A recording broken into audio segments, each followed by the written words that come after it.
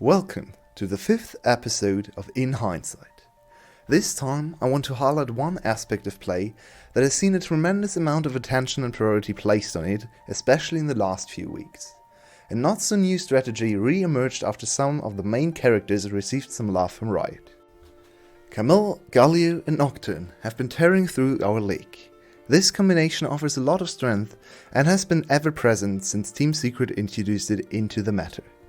One of its most potent aspects is the ability to dive.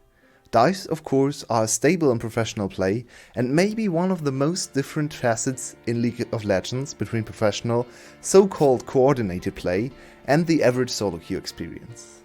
A successful dive can go a long way to turn matchups, put star players in game-winning positions, or open up an insurmountable gap between lane opponents. In this video, I will take a look at 3 dives from the 7th week of VCS action at very different points in the game. The first play occurred in the second game between 𝗬𝗎 and OPG. 𝗬𝗎's topside is the aforementioned combo of 𝗘𝗀𝗀, Nocturne and 𝗙𝗪𝗀. This play is particularly impressive as the timing window in which they can pull it off is very narrow. The reason being that they are against 𝗧𝗧𝗺, one of the best champs against multi-man dives once he hits level 6 and gets access to his ultimate. To unlock the full potential of Nocturne, 𝗘𝗀𝗀 and 𝗙𝗪𝗀, all 3 champs require their ultimate. As we can see, as soon as 𝗙𝗪𝗀 hits level 6, he leaves lane and heads north. Nocturne power farmed in the early game but is close to the goal as well. His ultimate has a surprisingly low range on level 6, so he already needs to be close to his target after reaching the all-important level. After some good trades in the early laning phase, LL on his 𝗘𝗀𝗀 has asserted his dominance and can basically control the wave at his convenience. 𝗬𝗎 know perfectly well that Simon is going to hit 6 off the crashing wave, so they have to strike before the minions go down. As soon as Nocturne reaches 6, LL initiates with his hookshot and everybody jumps in. To make matters even worse, OPG tried to salvage the situation by sending a 𝗧𝗲 to get some counter kills. He dies too, which adds fuel to the fire and deepens the gap that was opened after the dive. 𝗬𝗎 runs away with the game and finishes it in under 27 minutes. Coming up next, this dive takes place a little bit later in the respective game between Flash and Saigon Buffalo. In this game, Flash did not elect to go with the 𝗘𝗀𝗀 and Nocturne strategy. Instead, they have some other divers at their disposal. Most notable, Support Pantheon, piloted by the best Pantheon player of the league, 𝗏𝗏𝗏. Additionally, this Pantheon is even more capable as he has the extra safety net of Fate's Call. After taking the dragon, 𝗏 assumed control of the mid and bot wave. Ego takes a very long path towards bot lane, and 𝗘𝗀𝗢𝗺 follows suit after pushing in mid lane.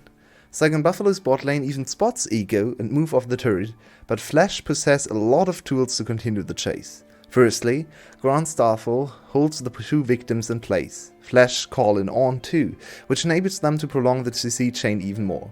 Flawlessly chained route control lets 𝗬𝗏𝗺's bot lane bounce up and down again and again, while 𝗏 collect the kills. Even the defensive 𝗙𝗪𝗎 ultimate is nowhere close to saving anyone here. On the contrary, he is very quickly added to the list of casualties too. After an already very one-sided early game, 𝗏 put the final nail in the coffin with this dive, and go on to win the game a mere 13 minutes later. Lastly, we go back to the coveted combo.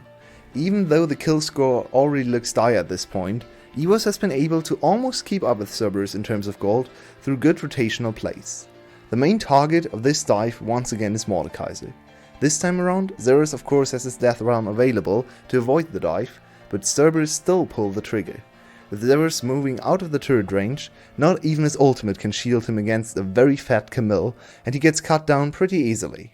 20 minutes into a game, one kill in bot lane wouldn't really lead to much. But unfortunately, EVS misread the situation completely and call in help. Tahm, Kench and Senna arrive to save the day, but are left with an even worse fate than Xerxes. The dive trio continues their conquest of every remote part of the rift, and do not even pay attention to any pesky buildings in their way. 3 kills and 2 turrets finally confirm a significant lead for Cerberus, and 𝗘𝗀𝗄 especially came out with an insane advantage. She would go on to finish the game with a scoreline of 11-0-10. Once again, the dive yielded a lot for the team and opened up an even bigger individual gold gap between the two top laners than before, leading to an unsolvable problem in the side lane for EVS. The upsurge of diving compositions like Camille Nocturngalio has only just started, and more teams are beginning to adopt it. We are in for some dark action for weeks to come. Thank you for tuning in to In Hindsight Episode 5, and don't forget to catch the games from Friday to Sunday over at twitch.tv/VCS English.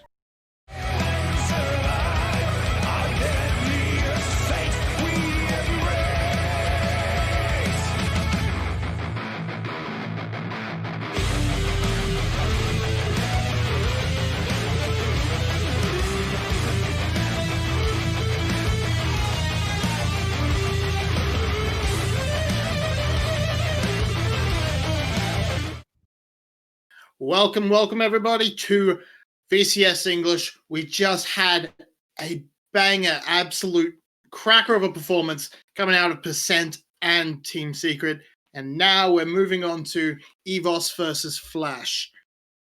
Yulwei, if we can bring up a sort of brief overview of this matchup, Yulwei, take us through 𝗏. How have they been performing this season? What are we going to see out of these guys?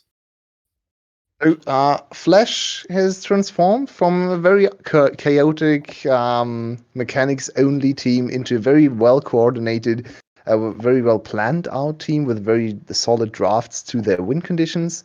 Take a look at the stats here. They are actually not that impressive. We see gold lead is only slightly over 0 at 15 minutes. They aren't really about the early game. Combined kills per minute is pretty low for a VCS team. It's still super high in the global average. I believe Team Liquid, for example, is sitting at something like 0.57. So yeah, our league is quite bloodthirsty in comparison. We can see Dragon percentage, Baron percentage, first turret percentage doesn't actually look that impressive, but they still win almost all of their games through front-to-back team fighting. So very impressive team when it comes to teamwork coordination. Yeah. And Rebel, sorry, forgot your name. Rebel, take us through EVS. How have they sort of come and turned it around in this back end of the season? I mean, slowly they've kind of developed, I think, back towards what would be considered a little bit of root. I know just last week they were able to beat Cerberus.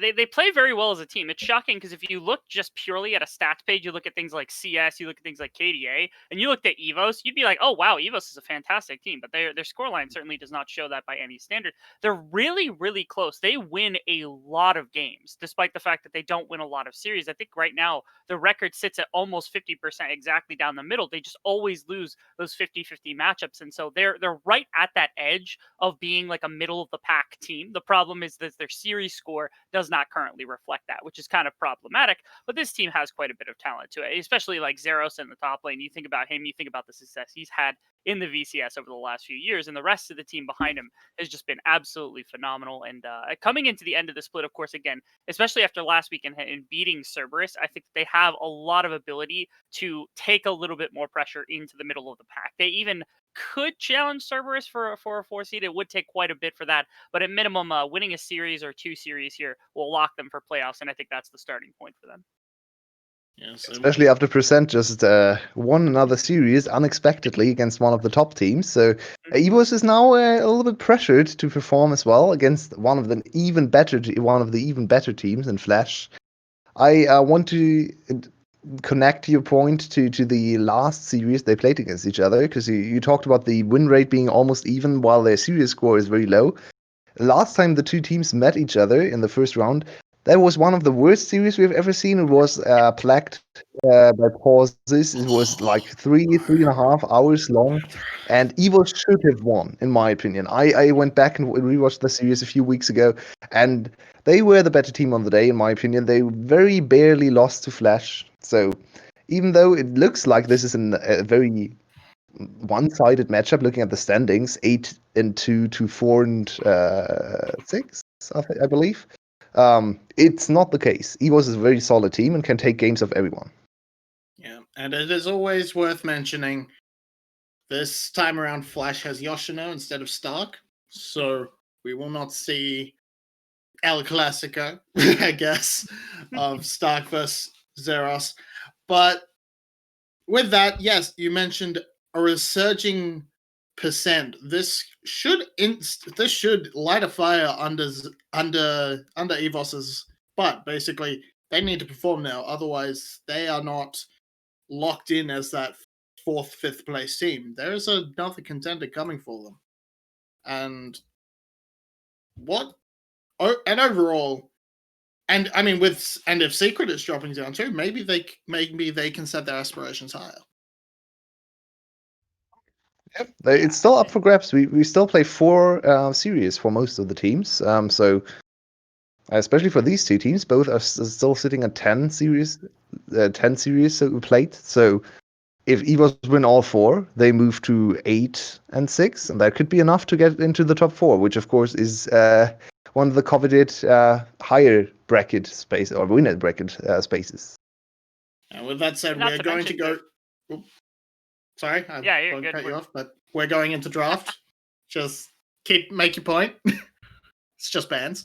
I mean, it's real important, I think, also, like EVOS, they play Cerberus, and if they beat Cerberus, they're in a really good position to strike for that 8 win, because they're playing Percent, Saigon, and 𝗏𝗏powered all through the team below them in the standings, and they've beaten all of them before. And so EVOS has a really good chance to shoot up and just skyrocket here at the end of the season, and especially coming into playoffs, getting a lot of like that can really do quite a bit for your mental and help you out, getting a lot of momentum going in. Yep, and so in the draft we see Sejuani, Senna, Camille, and Set, Pantheon, and Nidalee taking off the board. So quite a lot of jungle focus and a little bit of special picks taken away from either team. And the Volibear first pick over the Caitlyn.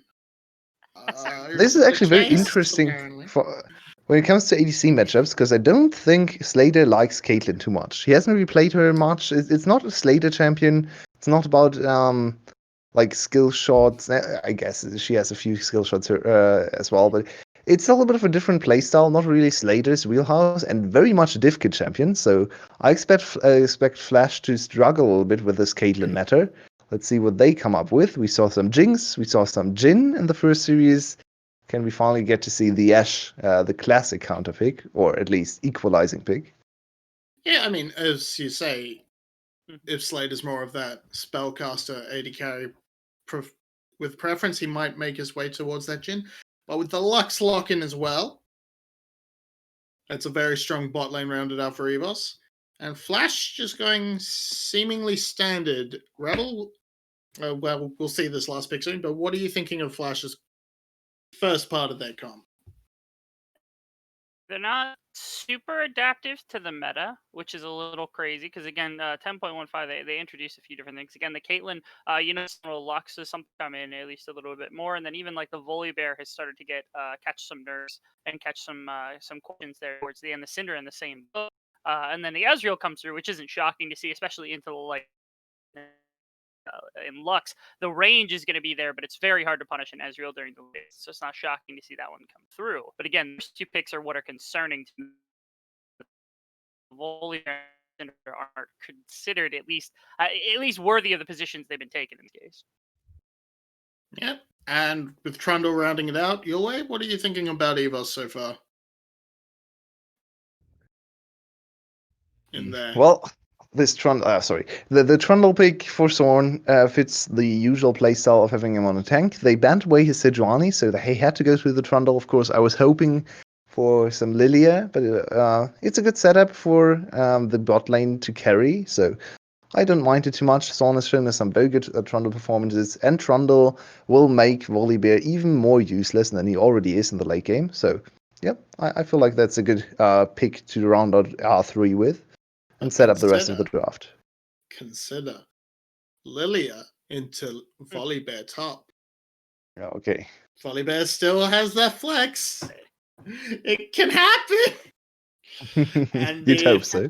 Freshly buffed Yuumi being taken away from Palette. No Ezreal, Yuumi coming out from those two. Yeah, you got a point? Can I pick your guys' brains for a second? Because I have a bit of drafts coming in here. So obviously, like, Karma hasn't been taken ridiculously low compared to where she was at before. So she's relatively blind pickable for blue side. And Caitlyn Morgana is, I would argue, gold standard bot lane. It's range catch potential, things of that sort. We've seen Lux be the pick, playing red side, banning out Karma, and then immediately going to like Caitlyn Morgana. So we don't really see much Morgana in VCS at least. It feels like VCS teams really are on the Lux hype train and not on the Morgana so far. Morgana doesn't do enough damage. That's the reason. Makes sense. But well, yeah, the deprioritization of Karma in this series, at least in the first game, is very surprising to me too, because she's still super strong. It's not 10-16. Maybe all of them played too many games on 10-16 and forgot about the fact that this is 10-15, where Karma is still one of the strongest champs in the game. So maybe Karma Ezreal is a possible bot lane here. But it would match in terms of poke, there we go. They are gonna hover it. Is that gonna be the lock-in? It probably is. That's gonna be it. And we're looking for a top lane counter pick into the cannon. Can't really think of many off the top of my head. It's gonna be Jace to round it out. So very disjointed comp, I feel, from EVS. I mean, you have a good amount of zoning and then a poke comp, I think. Sorry.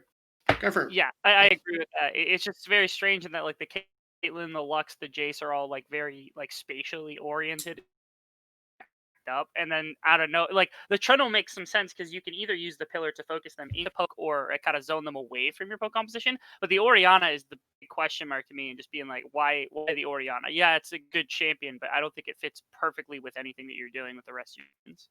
Yeah, Zoe would make more sense here, right? We would have the Zoe synergy with the top laner, the Jace Zoe double poke. Zoe also strong in lane, so yeah, I agree with that.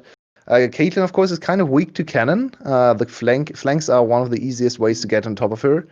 But I feel like the composition for EVOS has so much disengage, it's going to be hard to catch them. And Ego is going to face a very, very big challenge to ever get on top of anyone in this game. He's just going to run at them, and then 𝗏𝗀, Oriana Ball, the disengage from zeros, the traps from 𝗙𝗀𝗀𝗺, and also a Swan's Pillar. How is he ever going to get through that? It's this bear could be very useless again. But yeah, Rebel, as we're about to go onto the roof, final thoughts on Flash's comp and then predictions. Yeah. I mean, I think they put together a lot more cohesive of a comp with the likes of 𝗘𝗀𝗢. You couple that with really good range from the Ezreal and then into the Syndra, and then of course that really good front line of Volibear and the Cannon. I think this matchup is actually really top lane contingent in that the Jace wants damage to be able to poke with alongside the Caitlyn, and then of course you want your Cannon to be able to have that TP ready to flank. I think it's easier to execute on Flash's composition, so I'm gonna go for them in this one. Well, that makes sense. I can't really decide, but that's not my job today, so I'm just going to fling it to the casters. Well, thanks, mate. I mean, you could just pass it to us. I'm just saying, you don't have to fling it. So I just hit my mic twice. What am I doing? Can I have my hands work? But thank you to our analysts, and that includes you, Yulwei. But you get to pull a double shift. The big man. The big worker. So, something I want to ask you, and Rebel was touching on it, but I want to sort of give a little bit more. Surge, we've criticised his drafting a lot, though we have been praising him recently. He doesn't seem to read patch notes. This is not the first time. is one of the slowest teams. Yeah, one of the slowest teams to adapt to patches, for sure. I wanted to come back to that point too. Oh, never. Okay, there's a little bit of an interesting trade. Wow, what am I? Can I just like tie my hands? That I thought that skin. I thought that skin was banned. I guess they changed the ban. All right, that's Steel Legion, right? Yeah, Steel Legion Lux was banned. Maybe I guess it's changed. And you can see why that hue is almost invisible. Yeah, it is a ridiculously broken skin. Yeah, that was definitely on the banned skin list, but maybe it's different in Vietnam. Or maybe they've just updated it. It's because of online play. Who knows? Apparently, we actually got word they're in the stadium. They're just not showing player cams for some reason. Yeah, we got official word from a member of EVOS staff. So yeah, you know who I'm talking about. Interesting. Okay. So it's probably just the players there and no cameraman and women and so on. That makes sense. So yeah, makes sense. Absolute like skeleton crew. Yeah, it makes sense. Yep. So early push goes over to EVOS. Finally, never mind. 𝗏𝗀𝗢, that's a flash. He was just going to. I'm not even sure why he was on that side of the lane, but he found a big bear in the bush. That's not something he wanted to find, of course. No. Yeah, leaning towards topside didn't really make sense with the positioning of his jungler there. So a little bit of a mistake, a misread of the actual map situation. And got caught and had to blow his flash. Now, of course, the double stun setup could come in handy. You have Flash Bear Slap to follow up on the 𝗏𝗀𝗺 of the week. So 𝗏𝗀𝗺 now needs to be very, very careful to not die. Yeah, absolutely. A Volibear being able to force a laner's flash without using his flash is super valuable. There's a Scat of the Week landing. 𝗏𝗀𝗺 is getting absolutely hammered. Has to dodge away from the orbs, but Sorn, we wait in suspense for just a moment, but the troll will not trundle on in. 𝗏𝗀𝗺 does have teleport at least. Didn't quite hit. I think one of the spells did go wide, so he didn't flash in for the auto attack finish. Also very good potion usage for 𝗏𝗀𝗺 to actually get the crucial amount of HP back. So the threshold never was there for just an auto attack to kill him. Nicely played from defensively for 𝗏𝗀𝗺, but very good play from 𝗏𝗏𝗺 to dominate the lane. And he is one of our standout players in this season. He has been the best or second best mid laner in almost every single game. We might have to do a little bit of a resync because my stream has just had to crash for a moment. Can you just give me a timestamp, my friend? A bit dive. Oh, okay. 4:04. Yeah, you're 20 seconds ahead of me. Interesting. We are just going to have to fix this one up. Give me a moment. Sorry, friends. I will do this dive and we'll fix it after that. As in they come, Ego goes straight onto B. The teleports came in. That is going to be the easy first blood for 𝗏𝗏𝗺. And hopefully, can you tell me if there's any action coming up? Because you are in the future. Yeah, there's another dive might be Okay. coming, but I'll stop at 4:30. Okay, I'll tell you when I get there. Sorry, guys. It's just a reality. We are restreaming the YouTube stream. It's the only way we can do this cast. And my internet's not really cooperating tonight. But I'm at 28, 29, and 30. Here comes the dive. Yoshino under threat. 𝗀 and 𝗏𝗀 are here. They want to equalize this. Teleport coming in to back him up. 𝗀 taking the tower. Yoshino goes down to 𝗧𝗏. Oh no, it was actually to 𝗏𝗀. I tell a lie. 𝗧𝗏 diving back in. It was 𝗧𝗏 teleporting in. A bit of a weird one. He trades back 1 for 1. 𝗏𝗀 takes a very dangerous route here, but couldn't go into the river. 𝗏𝗏 goes down. Slater's about to get a triple kill. This Ezreal is massive, and we know what Slater can do. Oh no, EVS, you've thrown it all away. It's Slater, Ezreal. We've all seen the highlight plays. He's already sitting on a sheen, so that was actually a very good reset for him to go into the top lane. Yoshino, Palette now going to bay the bot lane together, which shouldn't be too bad either. Let's have but a now replay. Slater's so far ahead. So the setup is decent. Of course, Yoshino spots 𝗀 there. 𝗀 takes... Yeah, he waits a long time to go under turret. I think one of the big things there was Yoshino did so much damage to 𝗧𝗏 before the dive actually got engaged. I think 𝗀 waited a little bit too long. I can understand why he wanted to do it, but let's see how Slater gets all the kills, of course. He just has more damage on the auto attacks than Orianna, and then 𝗀, he even falls too. Yeah. Even the trade kill wouldn't have been great, but he doesn't even go down. Slater there is, so... Now a 4-1 lead for Flash in terms of kills, and all of the gold is in the pockets of Slater, the star carry, and the Ezreal master, the best Ezreal player in our league. The only one to really still play Ezreal, and... and we come out of a replay, as is so common in the VCS, to another kill, as Ego brings out the claws. Didn't even have to flash for that. The final comment on that top lane play, I promise it's the last one. 𝗏𝗏 walked over the 𝗙𝗏𝗀𝗏, which is actually really important, because it's why they funneled back up that way for Slater. So, yeah, just a little thing to point out. Now Flash will get a 𝗬𝗢𝗎. And Yulwei, it's looking pretty doomed already. Yeah, it is definitely looking very bad. So the 𝗬𝗢𝗎, actually there's the contest. 𝗀 just walks in here. Ego goes low, but so much damage coming out of 𝗏𝗏. That's a huge light binding, allowing 𝗧𝗏 to go 1 for 1. So EVS actually does win that play. And they get a shutdown, so a lot of gold in the pockets of 𝗧𝗏. Maybe not the target you want, and he wants to continue the dive. This is something we see from 𝗧𝗏 a lot. Once he commits his TP, he likes to go for more plays. Straight on top of Palette, misses the accelerated shock blast, was expecting the Duke that did not come. Tether comes out, but it's just going to be a net away.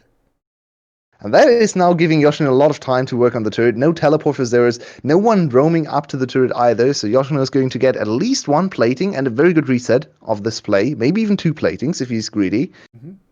That's 1 plating. Yeah, he's trying to go for a second one. Still got heaps of time. Doesn't have that many. Yeah, he has a lot of time left. I think he's going to probably use this to reset after. Maybe he wants to greed for another one. Not sure. Yeah, there we go. Yoshino with a lot of single target gold. So in the end, it's actually gold positive for Flash because he wanted to go for the greedy dive in the bot lane.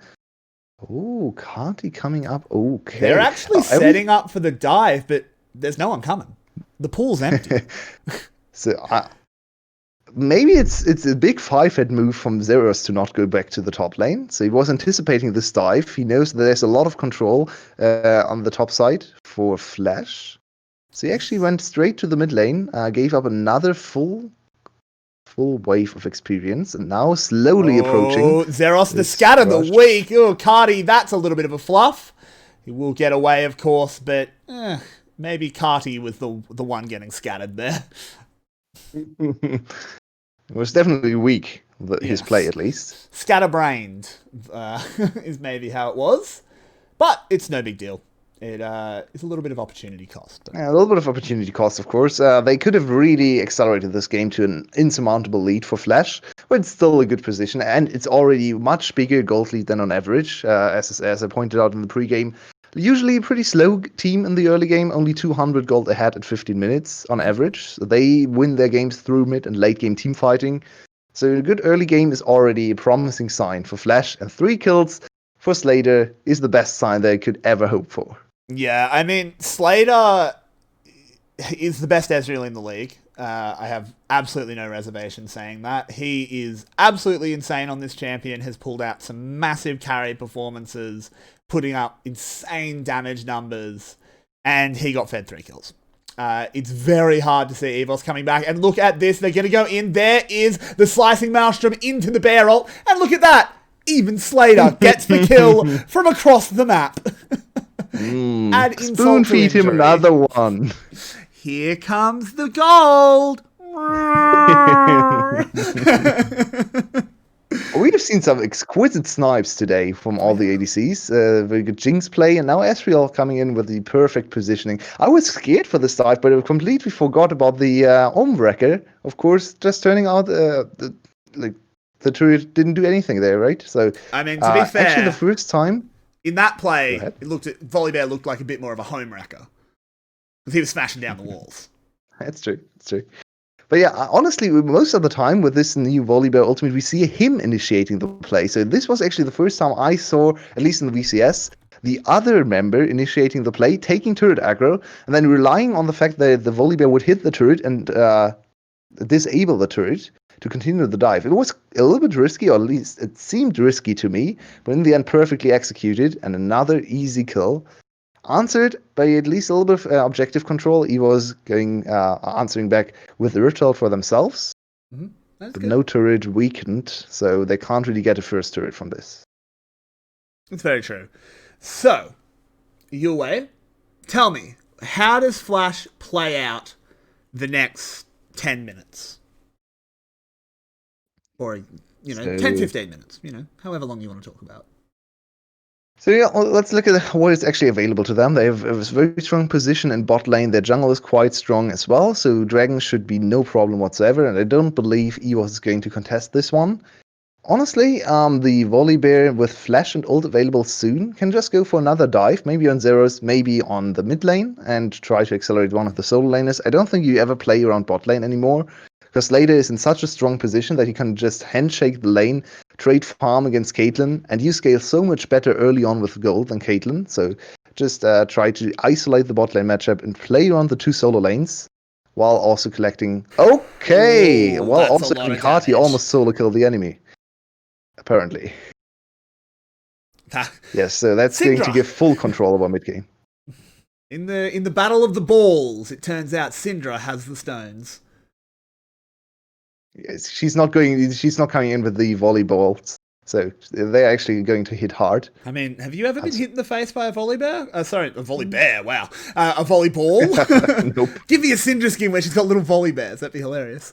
No, I've been hit in the face by a spiked volleyball. It nearly broke my nose. It nearly broke my nose. Okay. Yeah. The only thing that happened to me is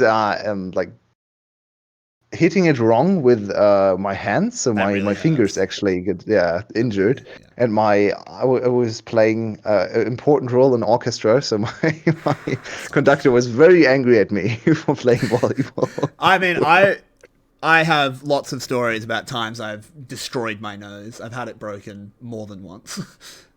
Oh no! Just only once was someone trying to break my nose. When they did it, but the other times were all just accidents. So we have double Flash available for Flash. They are quite hard to catch up. Asan is still going to try. Yeah. I mean, you may as well get the flashes, but it's 𝗘𝗀𝗻. She's out of there. The Olympic sprinter. Call her Usain 𝗘𝗀𝗻. Oh, that is so sad. He just spent so much time, and now he lost priority over mid lane. So this is going to be another little scuffle, maybe over. Yeah, it's not really a scuffle when Cardi can do that. Just no, he's mine. he's Syndra. She's just a very selfish lady. She is. She can throw away. She gets very angry just throwing around a lot of stuff.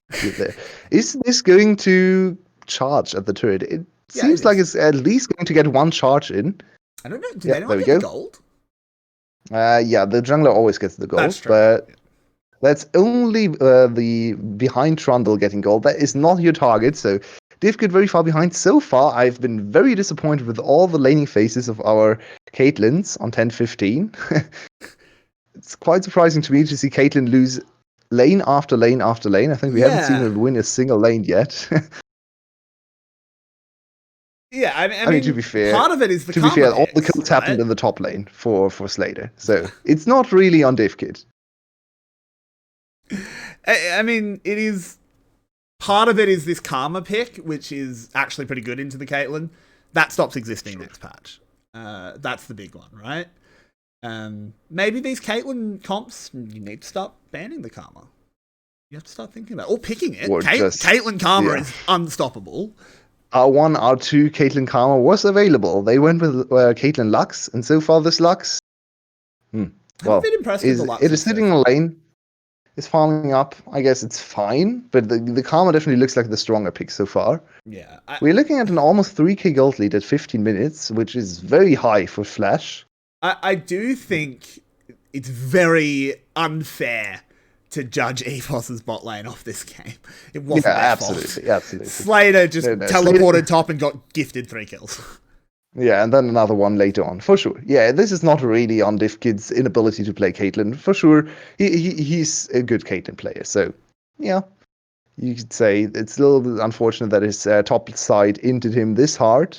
And now he's in a little bit of a bad position because the item power spikes for Caitlyn are just so much slower. 𝗬𝗀𝗺 might have been a little bit over-aggressive here. Wants to go for the solo kill onto 𝗬𝗺𝗺, but he flashes away. The rest of Flash has joined now, but that traffic cone goes up. The laser comes in. Oh no, 𝗧𝗏 knocks him over the wall. That's a disaster. No one died. Nope. Everyone meeting between turrets. So that was very far forward for Flash. And the strongest member wasn't even there. Slater just quietly farming up in the bot lane, so quite aggressive. Of course, 𝗬𝗀𝗺 started that one off with a little bit of not the greatest positioning against 𝗬𝗺𝗺's ultimate. So, honestly, just happy to get out of Flash. I think Flash is just happy to get out of there. Well, I mean, Ego shouldn't have. 𝗧𝗏, that's a mistake. He hammered him over the wall. I mean, Ego's still Flash available, to be fair. Speaking of mistakes. Yep, that's another nicely gifted kill to 𝗬𝗺𝗺. Flash is very good at getting their carries ahead. 𝗬𝗺𝗺 and Slater are the two main carries of the team, and they like to play front-to-back team compositions with a lot of kills on their 2 backliners that bring the damage.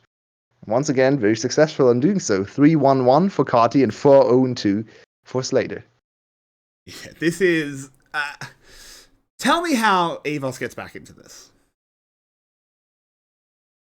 I know it's hard. Oh, yeah, that's not easy. Flash and you're not allowed to use the words flash throw.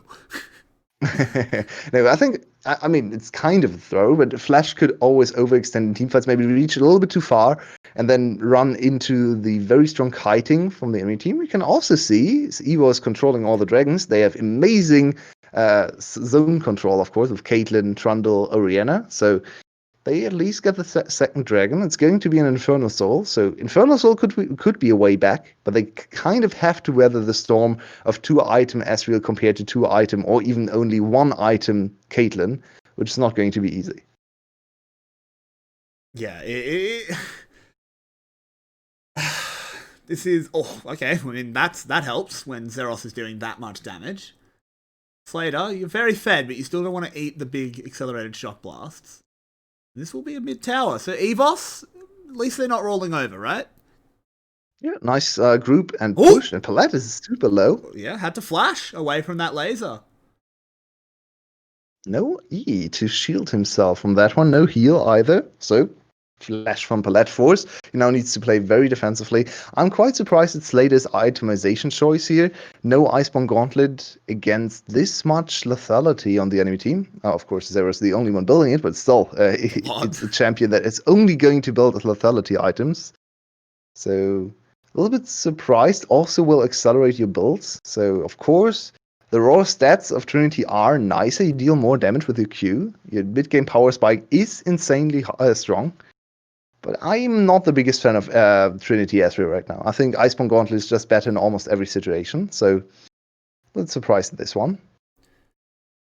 And look at this. Slater needed to be careful here. I think if Slater goes Iceborne Gauntlet, he just kills Zeros, or at least threatens to kill on Zeros. Yeah, I mean, I can't necessarily blame him for going Triforce. You're this accelerated. Look at, he has hit Muramana, flipped, like not just Mana Moon, flipped Muramana and a Triforce before Caitlyn has her second item. This is an insane lead. Yeah, and Caitlyn is going for the budget build as well, which is weaker in the mid game when 2 items are completed. You want to go double BF sword items because it's so much better with all her scaling, her trap AD scaling, her Q, her ult scaling, just the auto attacks. So this is going to be a weak Caitlyn in the mid game. Look at her, just tickling Ego. Ego doesn't even care. Yes, this is what is there to say here, Yulwei? What? It's still quite tense because Flash needs to find a way to actually break some turrets. A good poke on Swan. And no camps available for him to heal. He's actually going to stay on this HP total for a long time. Yeah. We see Flash is finally pushing in some of the turrets. This will be. This could be 2 turrets if they are. I mean, look at this trap by EVS though. They've set the trap. There's a binding onto Slater. There's no follow-up, though. Doesn't even take damage from that Lucent Singularity. There's Ace in the hole and the laser. I mean, it's a combo. Doesn't do much at this point. That's 1 turret, but Flash still wants to get another one. They really want to break open this mid lane to control the enemy jungle and starve the enemy team of all the resources they can get. Oh, there's a shockwave on 𝗧𝗲𝗄𝗎. It's not good enough. That's another turret. Flash with a very solid siege against Caitlyn. Caitlyn really not looking too great so far today. And now it's a 4k gold lead. Very solid for Flash. Will they get anything more? The resets are going to come in soon. And Zeros can't even threaten the turret as 𝗧𝗲𝗄𝗎 is already rotating. Oh, pretty low. Needs to be careful. He's okay. This is... I sometimes struggle in games like this, Yulwei, because it's a little bit slow, but I can't Solid play. Yeah, it is. It's not bad play by any means, but I don't... How does EVOS win team fights? They don't even necessarily have the better team fighting comp or anything. So we saw one little glimpse of hope for them in the last Dragon Setter, right? They had the entrance marked with all the traps, so no one could enter through that side. They also have Arenabel to have another side guarded. So they actually have very good defensive tools around objectives. So their main objective, you could say, is to really get ahead of the enemy team at objectives and try to maybe lure them into a fight there. It's definitely very possible. Look at this Lux build. B knows what's up. Yeah. Ardent Sen. I mean... Good Lux build. Spell Thieves? No Spell Thieves. I mean, okay, fair enough. But it's Ardent Sen's I thought that was a deal. item. I thought it's no Spell Thieves was a deal breaker for you. I mean, I've kind of accepted at this point the Luxes are not going to go Spell Thieves in this league. Yeah, EVOS. He was very forward. Do have the inside track here, but will be able to slip away amongst the trees. And they set up the trap line, but now have completely given up their positioning over the next dragon. So they have actually just seeded a dragon for no reason. I think that's fine, though. I mean, I don't think they need this dragon. They've already got 2. There's no dragon snowball for Flash. This would have pushed them to the potential soul, though, and now they will just be equalized in terms of dragons. So, but could they take? Yeah, not the biggest fan. Ooh, I mean, last time they just got the dragon. Look at that pillar. Look at the value of that. The trap line goes up. And this time, the defenses hold, but Ego wants to kick down the castle walls, but it will be him kicked instead. 𝗏𝗏 takes a little bit of damage, and EVOS is on the retreat. Sworn feeling a little bit bad about that one, but it doesn't matter. As he is out of there, they get a tower and a kill. EVOS fight back. So this is a new game mode for League of Legends. No mid-turrets allowed. Just open map, because it's open map in League of Legends. Everything can go everywhere, because no turrets will protect you. Yeah, kind of. So let's see what both teams can do with this. It's still a decent gold lead, actually closed a little bit by EVOS, securing the turret and some kills, or 1 kill I should say.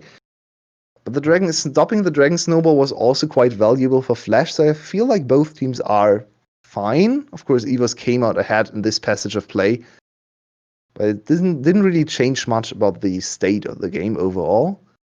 I mean, Another good trap line. There isn't much _𝗧𝗧 can do to even get close here, and I think Ego just completely overcommits. That is way too deep. No one can follow up. That should be called by the team. I think it's not only on Ego to realize that one, but yeah, he was way too deep there. They definitely need to rein him in. That is the bare necessities of helping your volley bear. The bare necessities. Bare necessities. I don't know. Does that, have you, see, I always wonder, do you have the same kids' movies in Germany? Do you have the Jungle Book? Yeah, of course. Yeah, good. But it's mostly all translated, so I don't know the lyrics, you know. Ah, okay. Well, yeah, that song is called The Bare Necessities. Great pun. Okay. But we do have Flash charging on forward. There is that bear. He calls down the thunder, and Yoshino is happy to bring the lightning. Even more thunder there. And now they have the priority on Baron. It's only the support going down, though. 𝗀𝗏 has no flash. He had to flash away. So no potential flash over the wall steal. Can they get rid of the blast cone? They have 𝗧𝗧 can jump over, should pop get over the blast cone, and just blast cone back, bang, right as we say it. There we go. We should be pros. We're on the same wavelength. Well played. It's still 4 members alive for EVS, so this could be a contest. If 𝗧𝗏's lands some good poke, they don't have the defensive capabilities of Yoshino's ultimate, and 𝗧𝗏 is trying to zone. It's going down pretty quickly, though, and 𝗀𝗏 slowly getting closer.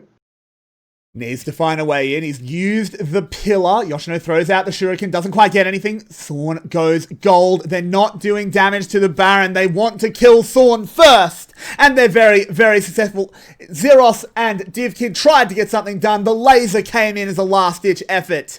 But even 𝗀𝗏 can't steal it away. Riot's poster child. Are we watching the VCS? I'm not even sure if we're watching the VCS. This is so calm and collected, so well played from Flash. Yeah. Just textbook, cookie cutter from start to finish. Go to the Baron, ward out your flanks, get control over the area, get one pick in the mid lane, then move back to Baron. Look at how cleanly they play this Baron. They completely turn on 𝗀𝗏. No one can follow up. 𝗏𝗏 zones away the rest, so no one can jump on them.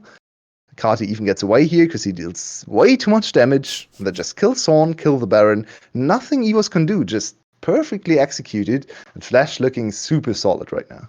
I mean, it's very impressive because one of the things about the VCS is our players, despite some of the games, they're not stupid. They're very smart players. They've got lots of brain cells. 𝗀𝗏, he might have a few less brain cells in just a moment as he'll be taken down, no doubt. The rest of EVS get away. But, unfortunately, every VCS player has 2 brain cells. One says 𝗀𝗏, the other says 𝗀𝗏, and every now and then those cavemen take over. Looks like Flash have managed to collapse the cave.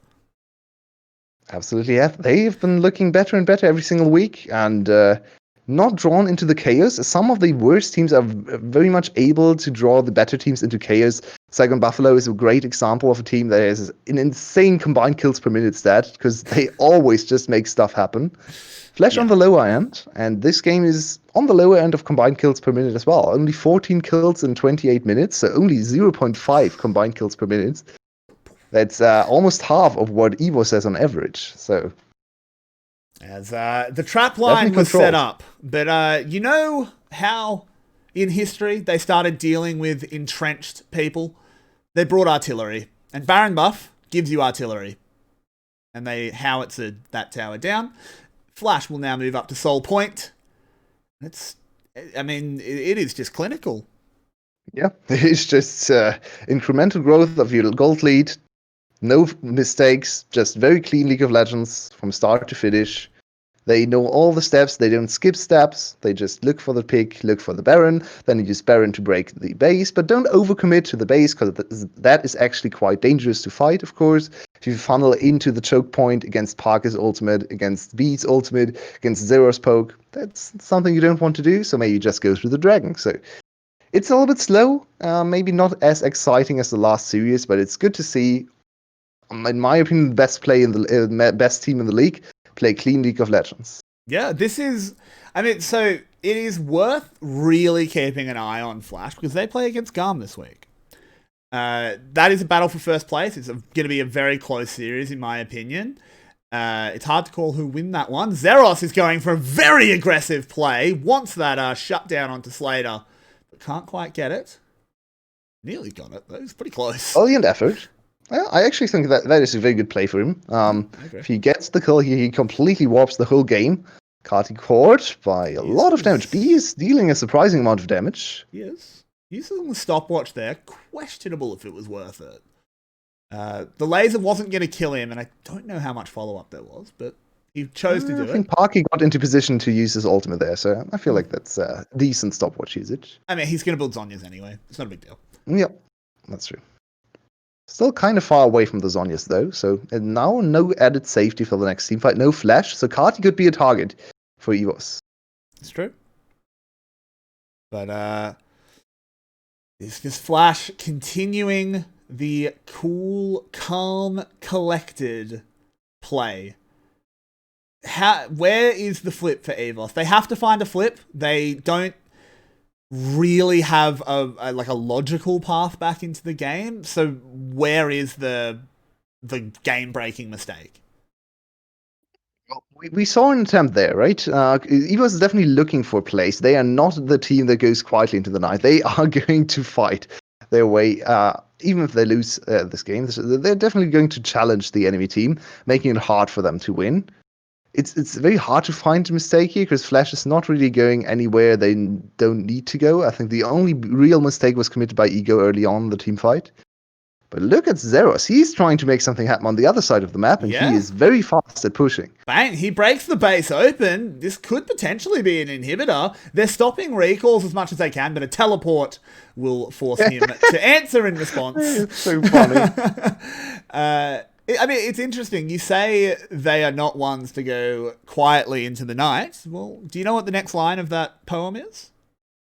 Rage, rage against the dying of the light, which is definitely something EVS does. It's good. I hate teams that just roll over and die. Don't lose slowly. Just play for your best chance. Maybe it's only a 10% play, but if you've only got a 5% chance of winning the game, and then there's a 10% play, take it.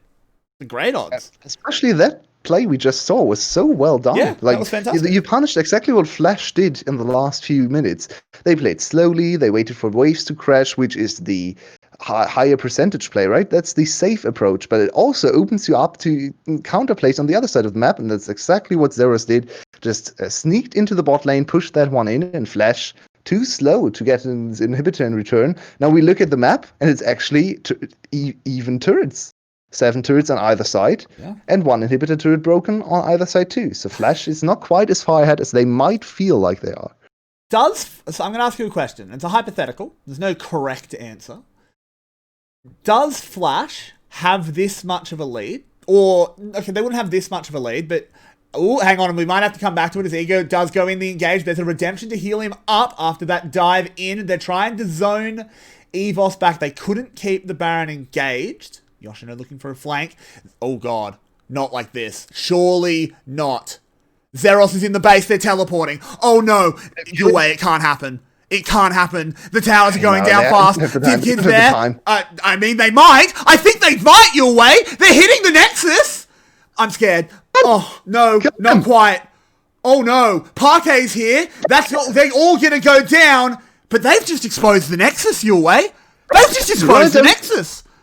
They absolutely have. Run it down mid. Try to get an inhibitor back. No Baron. Don't care about Baron. Baron didn't go and give you anything last time. EVS is coming up with creative ways to break Flash's solid approach to the game. So they are a little bit too slow. Flash just trying to set up objectives, to trying to check all the boxes, and EVS is like, okay, if you want to take the time to check all the boxes, we are just going to warp the play and just going to go for something completely different. So let's see how you respond to that. Not well. Perfect. And that's perfect, right? That's exactly what you do. Yep, there's only maybe a 30% chance that works, but that's great odds. You're this far behind. I really like that. So the question I wanted to ask before we had that burst of craziness was, if that top lane play doesn't happen, 𝗧𝗲 doesn't get gifted 3 kills, and maybe he goes even in lane. We'll say he goes even, which is generous against a Caitlyn.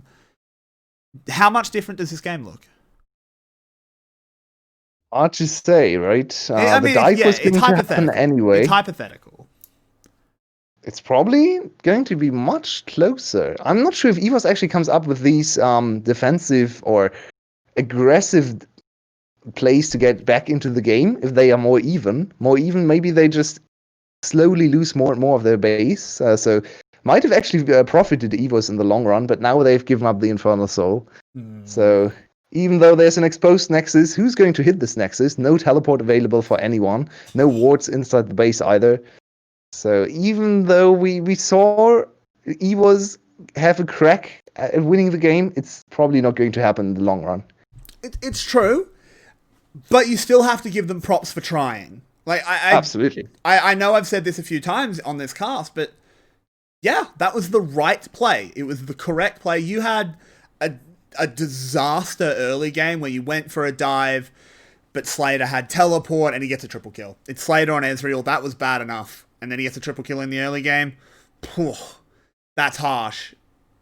EVS, you were half a Nexus health bar away from winning this game.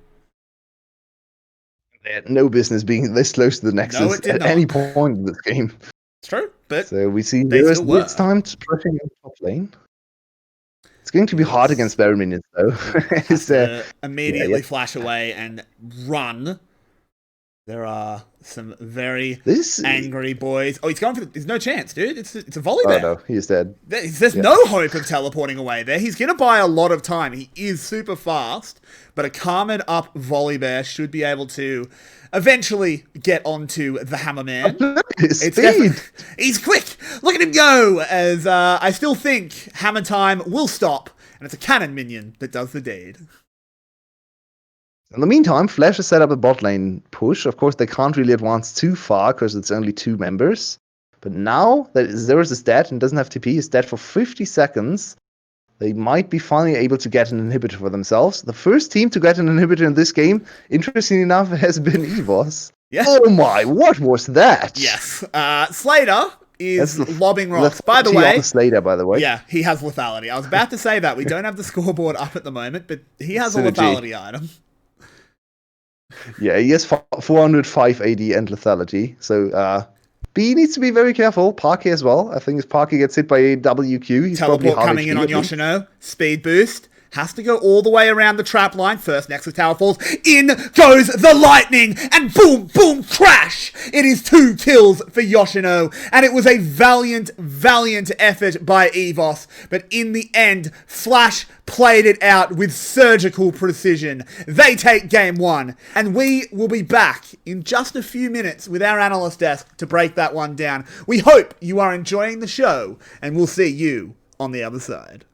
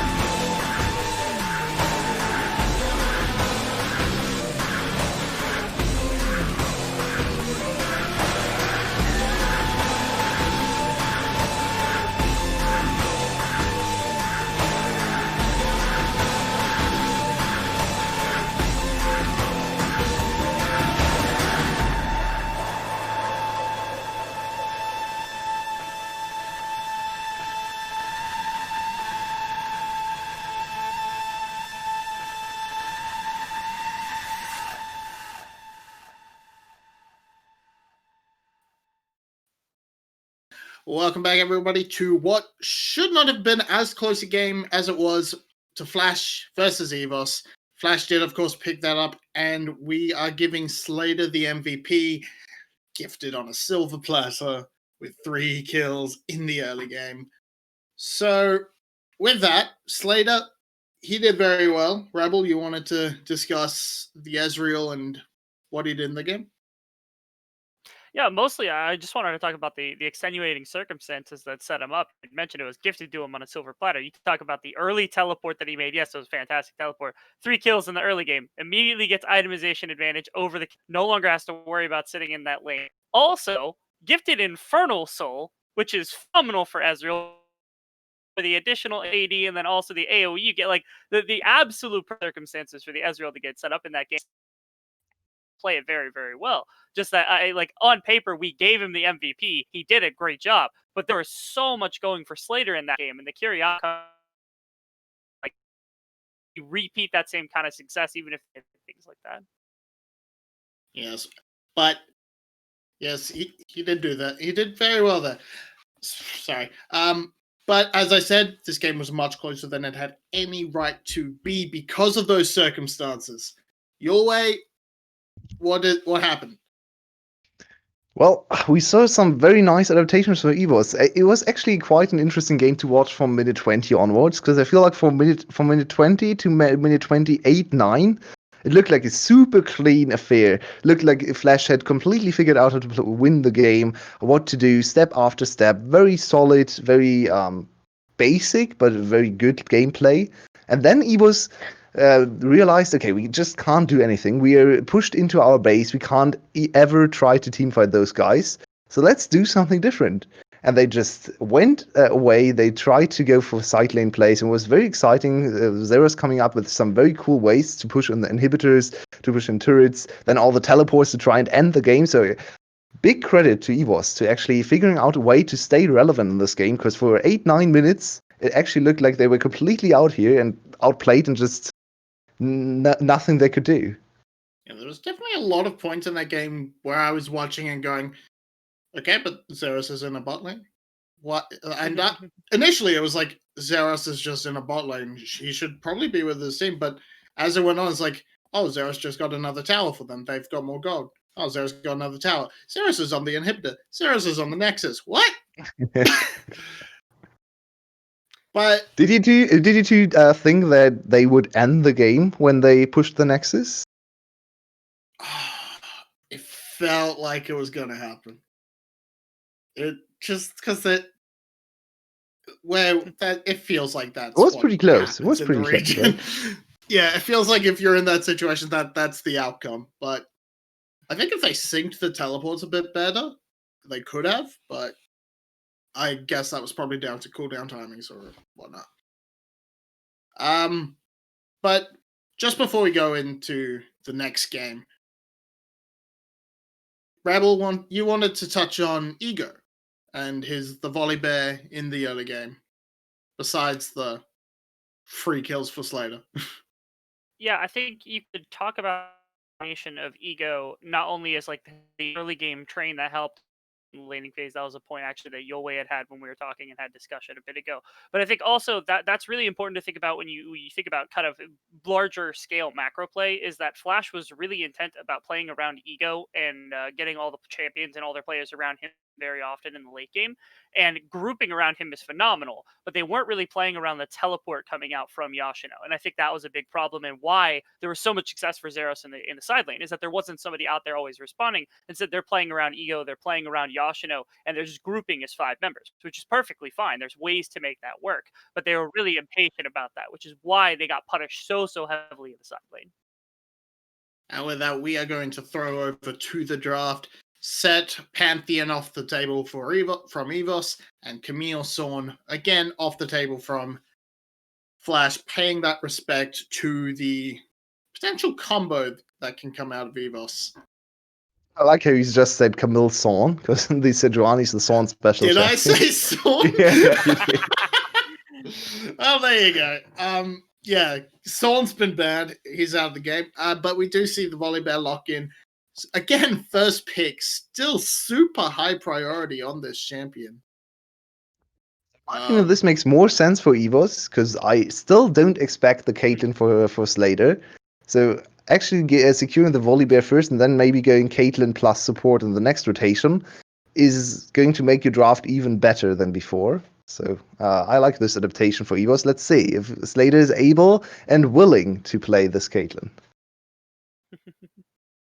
And Cardi's going to get his hands on the Syndra again. He had an amazing performance on that last game, being able to completely bully out Parker. And Aphelios is the lock-in. Rebel, Right. what do you go here? Do you just go Karma Caitlyn? Looks like they're going to go Karma. I mean, well, why wouldn't you do that? I mean, first off, Aphelios got nerfed this patch, and there's plenty of ADCs that are still up there in terms of priority. You still have Ashe on the board. You still obviously have Caitlyn on the board as the two that come to mind first. And then even things like Miss Fortune took at least a little bit of a buff, or at least get their stance a little higher in the meta with some of these falls that have come through. And yet Aphelios is just still the backbone. I don't know how it is that this champion continues to survive at this level, because they're just beating him with a shovel over and over again in the patch notes. Well, so we've probably hit about 10 nerfs, so that means there's still 190 years of nerfs to go. And the Yoshino's going to get the canon matchup. Loves his champion. He plays it fine into this Renekton matchup. So you've got a very strong comp coming out of EVOS' side, I think, with the early setup. I expect... Yep, Caitlyn, and I assume an Ashe ban will also follow on the side of Flash. The Caitlyn ban is actually a little bit surprising to me, because I feel like the canon preemptively countered the Caitlyn pick. Instead, they're still going to ban it away, so maybe just wanting to give their bot lane a little bit of an easier time. Support could be first picked here, so we could see a little bit of support pinch as well. You could go something like ban away Lux and then go for an all-in lane, or ban away... Oh, it's Ashe. Oh, okay, fair enough. I did it. I guessed it. So what do you want to see out of the side of Flash to round out their composition, Rebel? At the moment, they're still looking for a jungler, and especially with the Renekton having been locked in, I actually want to see them try to look to counterpick support. I will say, perhaps he's a bit, just a little bit underrated, but I do think B is actually a really, really solid support, and I think that his performances don't always show it, but he's at minimum a rock that brings really decent consistency. And so Palette alongside Slater on the right champion can really make this bot lane kind of a living nightmare for 𝗙𝗀𝗺𝗵 in that bottom side, especially with the rest of the map that they've set up. So I prefer jungle. The Trundle makes a lot of sense. It's kind of just like relatively meta. People have been playing it all year. It's good into the Renekton and into the likes of the Volibear with that pillar and the ultimate. You gotta say it's just like stock standard. And how do you want to see EVOS round out their comp as they pick your favorite champion in the position, I guess? Yeah, Xayah. That is how you want to see it rounded out. So Xayah, very good into canon, of course. The Xayah Blitzcrank, that would be very hype. And 𝗙𝗀𝗀𝗻 is a very good Xayah player, by the way. So I would be excited. I would be very happy to see this be with more standard. The Blitzcrank was cool, but I guess the Thresh works as well. So it's going to be support last counter pick for Flash. Something we don't really see too much, but Palette has a gigantic champion pool. Don't tease me like that, please. Oh. Support Trundle. Can we get the Lilia? It won't be Is Lilia. it possible? It's going to be Bard. It's going to be boring. Unless it was support. No, you lock Lilia here. You go canon support. Bring me back to my old I got to level Lilia to Renekton is not great though. Don't want to play there. Yeah, true. I just miss canon support, man. But there we go. We now have our comps. Rebel, what do you... I asked you about Flashes earlier. So EVOS, what do you think of their composition right now? I think like the Renekton matchup isn't particularly great, and I think the Volibear now is not going to have a fantastic time. You're now running into Kennen, you're running into Trundle, Syndra, Bard, like so many champions that can just slow you down on your way in, which is unfortunate. But I really like their bottom side of the map. The setup with Karma and then Thresh is really good, and Xayah I think is dramatically underappreciated right now in the meta. Perhaps Yulwei actually agrees, which is shocking because most people I talk to don't agree with me on that point. But I think Xayah. I want to see Xayah every game. Yeah, criminally underutilized right now. And as he said, into Kennen, into anything that's got one of those big team fighting ultimates, that ultimate sets you up really, really heavy for success and dodges out a lot of the damage that Kennen can bring. Yeah, I must say I find myself agreeing. I'm a little bit disappointed that they went for that Thresh last instead of just having Karma support and then picking a stronger mid lane, but maybe Parker's playing a bit scared of that Syndra. Maybe. The lane for Baikati last game for sure. Yeah. So with that, we will be heading to the Rift soon. Final predictions. Rebel. Yeah, I don't think we see what we saw last game. I don't think Renekton has that same kind of mobility and versatility for the beginning of the game that the Jace does. Well, I think the Xayah will actually cause the team some fits. This should be another flash win. They take the series 2-0. Yeah, I find myself agreeing. It should be a closer game. Well, closer than 3 hits off the Nexus apparently, but Flash should be winning and take it away every day. Thanks, Vinny. I love when you let me take it away. Me and Yulwei, we'll be bringing you all the action on the Rift. What are you laughing at? Just the throws today have been really funny. Are you just going to neg every throw I make? That wasn't negging. I liked it. He does. I like that one. Get out of here. Get out, Vinny. You're done. Every day. Do you know what we're playing in this game? League of Legends, I think. No, it's actually whoever blinks first loses. Yeah, that's true. Because it's both teams like to dive in, at least the top sides, and both teams are faced with two of the best ADCs on the other side, that anti-dive ADCs, I should say. Xayah, of course, her ultimate, her feathers, very good at defending against dives. Same goes for Slater on Aphelios, so it's going to be a little bit of a cat and mouse game in the mid game where no team really wants to engage, but both teams kind of need to engage. So I'm interested to see how this plays out. I would favor Flash's comp slightly because they have a few more defensive tools too. The Kennen and Trundle can go either way. They can actually peel too. They don't have to go in, while Renekton and Volibear basically only know one direction. So. Really? They know a British boy band? Oh, that's interesting. They do. It's very true. And look at this. We have our first visit to a lane. 𝗀𝗏 is going to come in. There's the flash stun, interrupting the lightning rush. And Yoshino, he's going to burn the flash. A little bit questionable. It does force 𝗀𝗏 to use his, but he brings down the big meaty claws. Mortem. I don't think he actually needed to flash, to be honest. I think Yoshino's E was down, and he will have his Q available again. There was a little bit of impatience shown by 𝗀𝗏. He really wanted the kill. I guess it's first blood still for Evos. Very nicely done. One buff into the top lane gank. He actually went red buff into top lane gank. It was a big sin gank. It was very sinny. It was a very bit, If that gank doesn't work, you are so far behind in your jungle pathing. He still actually is behind in levels, but his gold, of course, is going to be better. So he's going to be quite a big bear, especially in the early game where this champ excels and deals so much damage. They are going to try and even the score, though, and 𝗲𝗏 with no flash has to try and navigate out, but out of the ground comes a lovely big rock, and a shuriken secures the kill. So unhappy with this start of the game.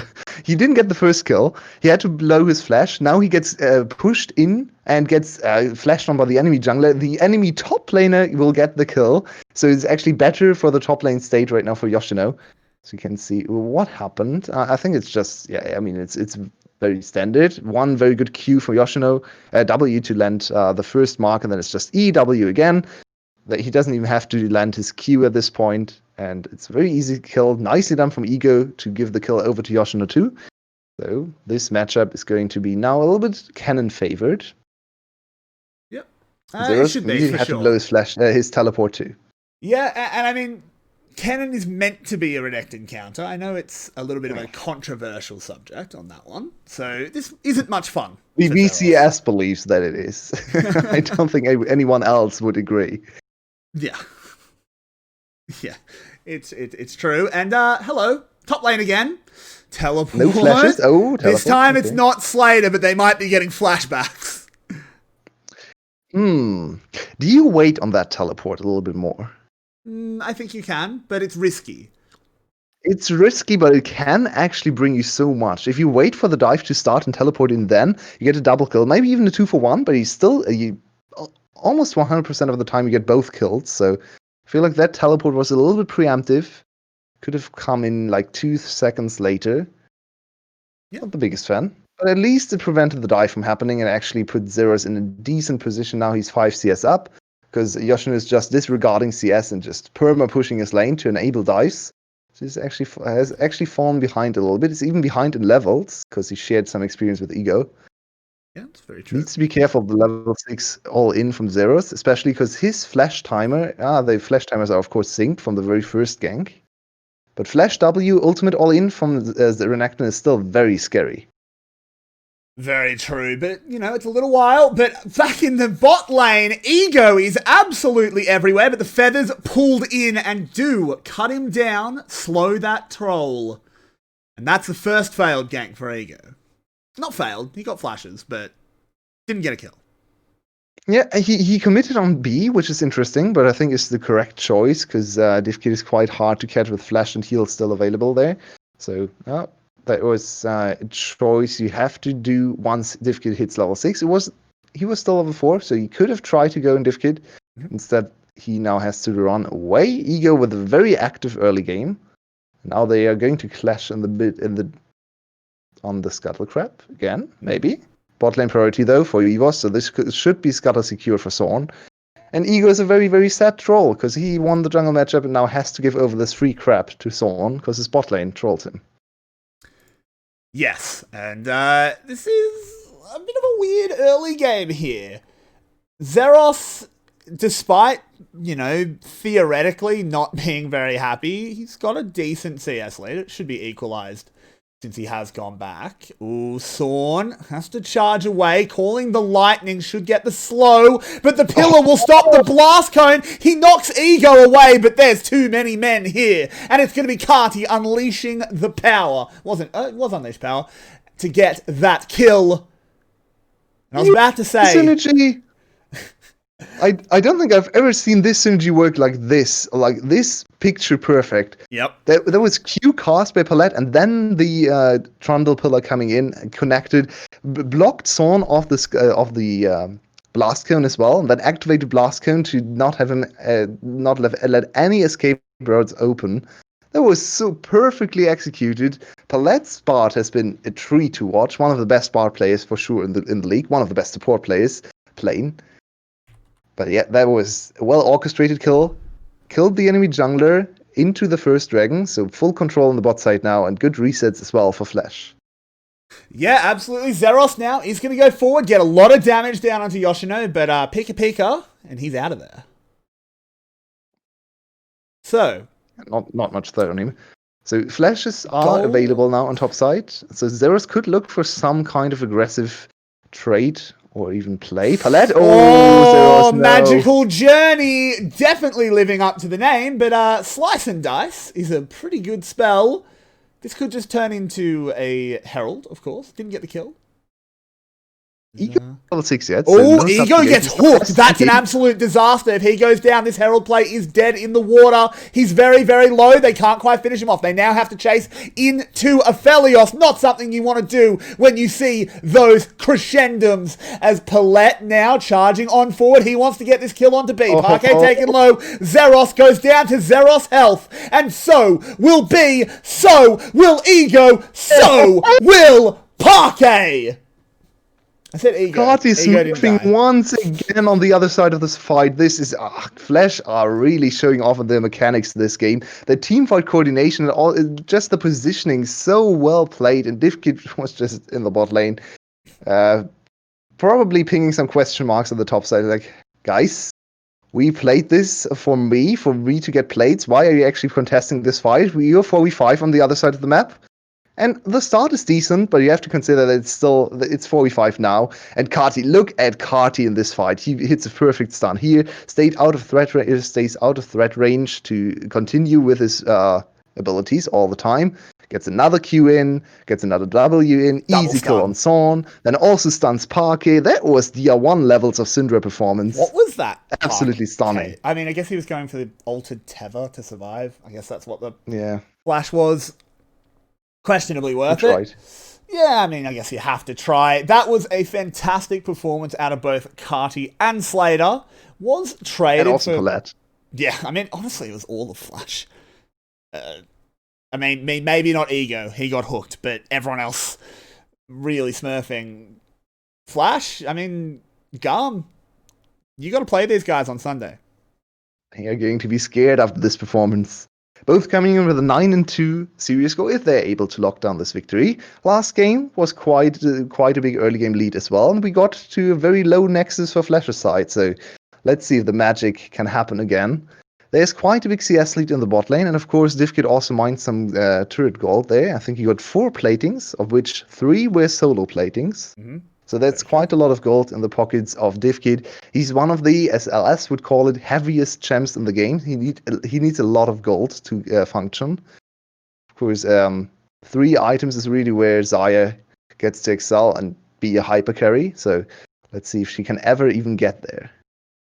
We'll have to find out. I mean, this is still a little bit of perhaps silliness by EVOS. This is a comp that has to run into 𝗃𝗺𝗺. Of course, it wasn't a super early pick 𝗃𝗺𝗺, so it's not as bad. But 𝗃𝗺𝗺, what does he do to 𝗧𝗏𝗺? Seriously. You can just cut out 𝗃𝗀𝗺 most of the time if we talk about 𝗃𝗺𝗺. Yeah. What does he do? Last game was very impressive. So he's still a super strong early game champion. And even though we see so many late game 𝗃𝗺𝗺s just look absolutely useless and you question why everyone is still prioritizing the play, then we also get to see some early game 𝗃𝗺𝗺s just run away with the game with insane early damage. So it makes sense. He just feels very good to play early on as a jungler. You win basically every matchup, maybe not into Grace, but most of the matchups you win, and then you're just so strong level 6 with the tower dives, you enable a lot of plays. Speaking of plays... Kid does get that lantern out. The Tempered Fate won't be twisting any destinies today. Up goes the pillar. But everyone escapes. Once again, we see Flash is not the team that overchases. 𝗀𝗵 in this position, EVOS in this position would maybe look for the 4v3 play, but Flash accept the fact that they play that it can't happen. 𝗙𝗀𝗺 still has ultimate, still has flash, still has heal, so it's very hard to lock down the kill. There's teleports available for 𝗧𝗏 and 𝗏𝗏𝗺. So if you overcommit, you could throw your lead, and Flash is very disciplined. We saw that last game. They're just going to call off the play. Has not really done much to them, and they are still in control of the bot side, so it's going to be another dragon secured. Once again, solid play. That it is. We are, of course, going to be heading to an active rift as well. It's Infernal or Ocean, the big boys of the buffs. And another Infernal Drake coming up. Oh, he's made the call. It's been a while since you brought out the weather. And he's right. The meme continues to be in the grave. Yulwei can predict dragons. It's so hot in my room, it can only be Infernal Drake. It is freezing here. We have some of that Infernal. I am so cold. We had 32 degrees yesterday. I think it was the warmest day of the year so far. It was very warm. Yeah, my toes are not cooperating with movement. Up in the top lane, 𝗃𝗏𝗺 scares Yoshino away. He is still a very creepy crocodile. So, how does EVOS try and stabilize here? How do they get back in this one? They need more gold on 𝗙𝗀𝗀𝗧𝗃. They basically have given up on their snowball composition, so top side is only going to fall off from this point. So you don't really invest any more resources in top, in my opinion. You try to get items on 𝗙𝗀𝗀𝗧𝗃 now.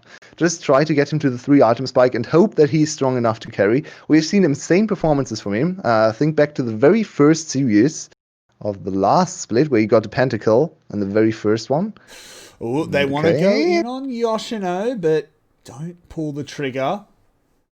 So that was my opinion, but it seems like EVOS is disagreeing. They still want to play around the top side, which in my opinion doesn't make much sense, because even if you pull off a dive here and get like some gold back, is it going to scale well if you get a kill on your 𝗙𝗺𝗺 or your Renekton? I would say no. So there's a slicing maelstrom. Teleport coming in. Parquet is going to join. They turn the tower off, and they want to break down the walls. They need to be careful now as it's come back on. 𝗧𝗲 is the target, but is safe. Can they get onto Ego? This tether should land. No, they pull off before it does, but it's one free kill. Well, not free. Not invested for that. It's really not free. They gave up the bot lane turret and more gold in Slayer's pocket, who's now almost even in CS again. Got killed, so he should even be ahead in gold compared to 𝗙𝗀𝗀𝗧𝗃. So in the end, actually don't even get the top lane turret. They are greeding too much for kills here. They are really showing us that the VCS playstyle of old is not good enough to beat a Flash in this form. It's actually very, very interesting case study, these two teams against each other. We have the old VCS playstyle and EVOS represented with a lot of aggression, a lot of scrappy fights all over the map. Then the new, more calculated champions of the split, playing front to back, playing very solid League of Legends, cookie cutter. Yeah, it's true. This is hard for EVOS. I mean, Flash playing like this just wins the VCS. I don't even think 𝗀𝗻 can stop them. Not playing like this. Yeah, it looks super, super good today. So last game we praised them for their mid game. So they gave up a little too many objectives in the mid game. Let's see what they can do this time around. If it's a little bit cleaner, if they can keep an eye on the side lane waves, because I feel like most of the pushes came down to them ignoring the side lanes for too long.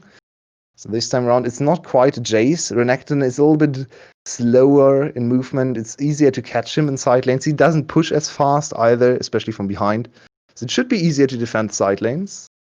So, and can I get your opinion on something? I know you love 𝗧𝗲. I know you think she's a fantastic design and also really in a good spot. Can 𝗧𝗲 carry this game?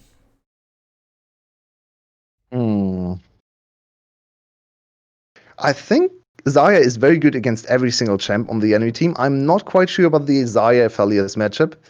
I believe 𝗧𝗲 should win full-on 6-item fights if she plays it correctly. It depends on my weapon combo, I guess. But if she plays it correctly, she has a 20% damage buff. That's more than 𝗙𝗪𝗺 says. So 𝗧𝗲 in some trouble. The destinies are definitely being tampered. And there's a 𝗧𝗲, but it's not quite enough to get through the Dominus. Oh, he's doing so much. He tried so hard. But it will be Ego taking him down. Carti and Palette are really putting on a show today. So many well-hit skill shots, so many well-set-up plays from Carti, from Palette coming in from the side. So the result, maybe not the greatest spawn ever. They could have gotten the turret, got the full charge on the next turret instead. It's going to get a charge in anyway. That is very nice. Look at this turret, down to 20% HP. Yeah. Palette, can he get away? 𝗀𝗏 very deep in here. There he goes into the big boy bear form and just immediately takes the lantern out. That was just showing off. And Flash will move up to soul point. I mean, he has to intimidate 𝗃1 a little bit, right? He stole the title from 𝗃1 with some creative picks in the finals. True. He played the... Oh, can we see B steal another big objective? He has done it so many times. Nope. Bit hard with the hook. It doesn't do much damage. It is. I mean, he stole a Baron with a Q from Braum, so, you know. True. Yeah. Very true. He also did it with a Haymaker from support set. True. Yeah, that happened too. So yeah, back to the 𝗧𝗲 discussion. I think she's a little bit too alone in this game. I still believe she's a super strong champion, but I feel like her frontline is going to die too quickly for her to have enough time. She struggles a little bit with range into some of the enemy champions as well. So I would say no, but 6-item 𝗧𝗲 is insane amounts of damage. So if he gets one very good team fight off, maybe. But my initial judgment would be no. Okay, well, that is a bad answer for EVOS fans, because I think she needs to. So we'll have to see if 𝗙𝗀𝘀𝗵 can subvert expectations and do more than even you believe. Who knows? Could go Super Saiyan. It is going to be super hard, though. There's just so much to navigate, and it's not like the other side doesn't have a big ADC. Yeah, the problem is not the late game, where 𝗧𝗲 will come online, but it's right now, the 2-item power spike, where Slater is sitting on the strongest point, maybe, or one of the strongest points comparatively to other ADCs on Aphelios. 2 items is where he really thrives, while 𝗧𝗲 is still so far away from her 2-item power spike. She really needs to go IE to have damage. And instead, she's just sitting on a BF sword on some lousy boots. Ooh, not quite enough to carry. Tempered Fate, there is a pillar behind him, not quite timed perfectly, as he did get the Featherstorm off. So he gets away. It's an ult for an ult, not too bad.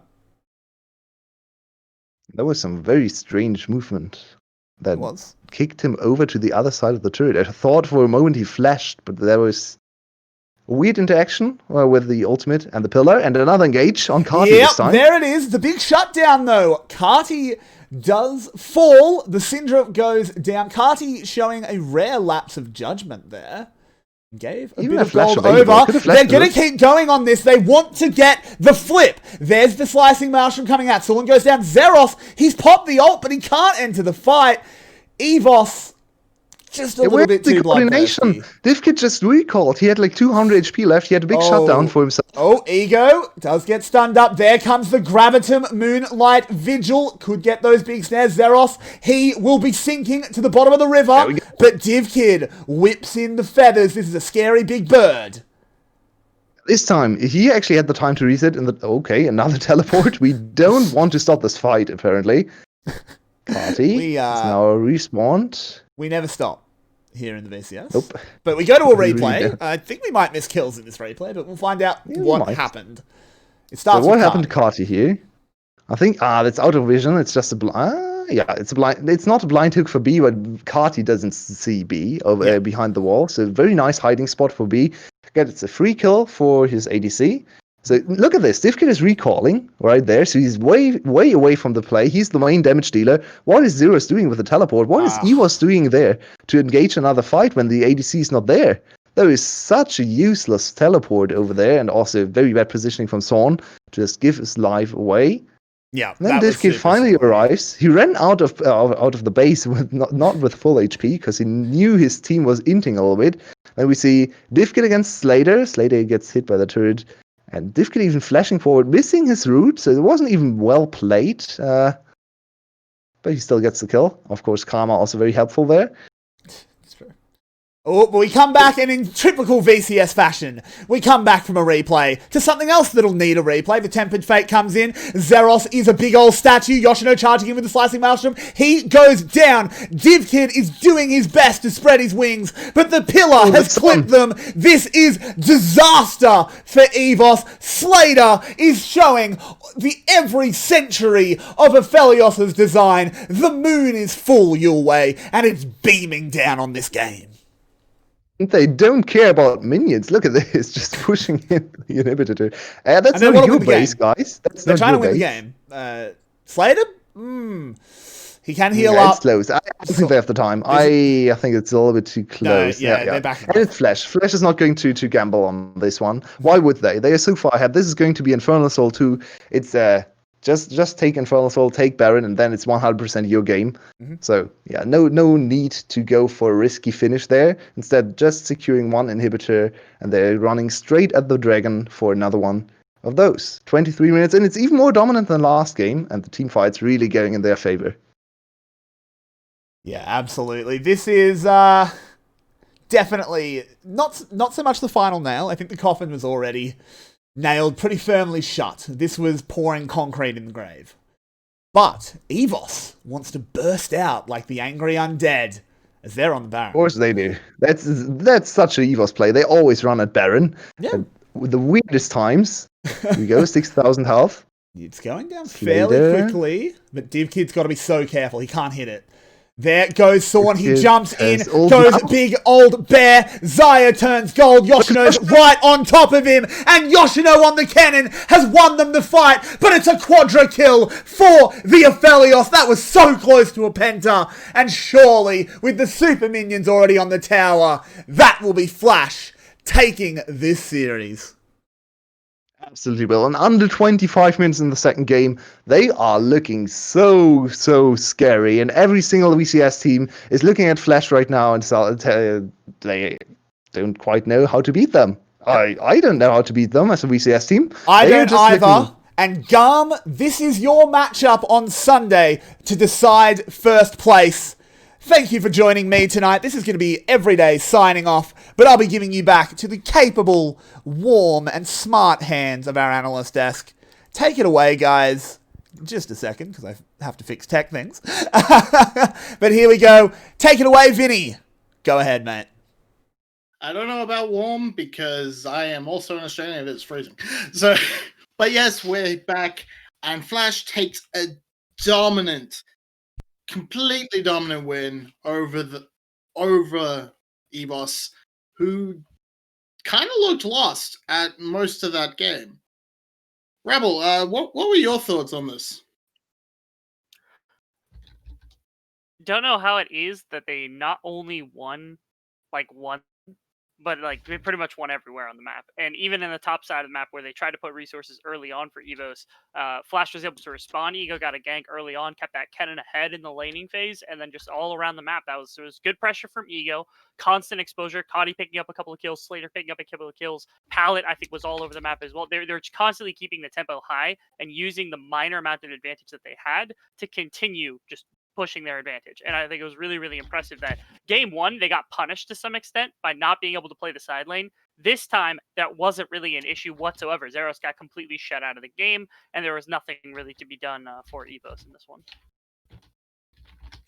Yeah, I feel like in the second game we saw some player diffs in some of the positions. Definitely felt like the support position was a big advantage for Flash today.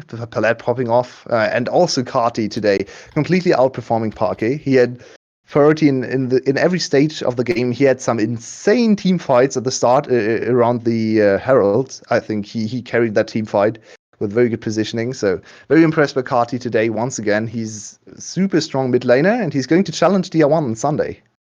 Yeah, 𝗀𝗏 throughout that series only had 2 deaths, I think, and massive KDA out of him.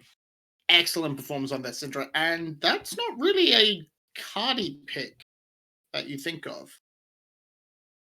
It's now. It is now. It is now, I suppose, but DR1's sitting there going, hang on, I'm meant to be the best. Who's this kid? I don't like this kid anymore. So, and I mean, we have to look at the jungle. The sheer amount of control Ego was able to put out in those early games, and he played the team fights really well. So, thoughts? I mean, he got excellent ganks going. He turned around what looked like it could be a bad situation in top.